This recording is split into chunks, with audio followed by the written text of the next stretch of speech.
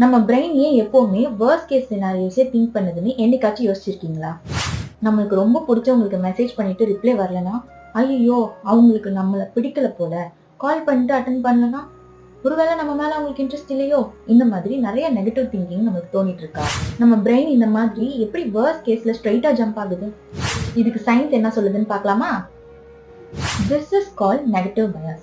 Long time back நம்ம பிரெயினை சர்வைவல்காக ரெடியா இருந்துச்சான். ஃபைட்டு, ஃபயரு, ஸ்னேக்கு இதெல்லாம் வந்துச்சுன்னா என்ன பண்ணுறது, லைக் டேஞ்சரஸை ப்ரிடிக்ட் பண்ணுற ஹேபிட் நம்ம பிரெயினுக்கு இருக்கு. அப்போ அது யூஸ்ஃபுல்லாக இருந்துச்சு. ஆனால் இப்போ ஒரு மெசேஜ் மிஸ் ஆனால் கூட லைஃப் அண்ட் ட்ராமா ஆகுது. நம்ம பிரெயின் எப்போவுமே வேர்ஸ்ட் கேஸை திங்க் பண்ணுறதுக்கு ரெடியாக இருக்கும். பட் ரியாலிட்டியில் அதுதான் ஸ்ட்ரெஸ்ஸு, ஆங்ஸைட்டி, ஓவர் திங்கிங்க்கு base. More free time equal to more fake scenarios. So உங்கள் பிரெயின் எப்போவுமே பிஸியாக வச்சுக்கோங்க. தேவையில்லாத இமேஜினரி ப்ராப்ளம்ஸை பற்றி யோசிக்க விடாதுங்க.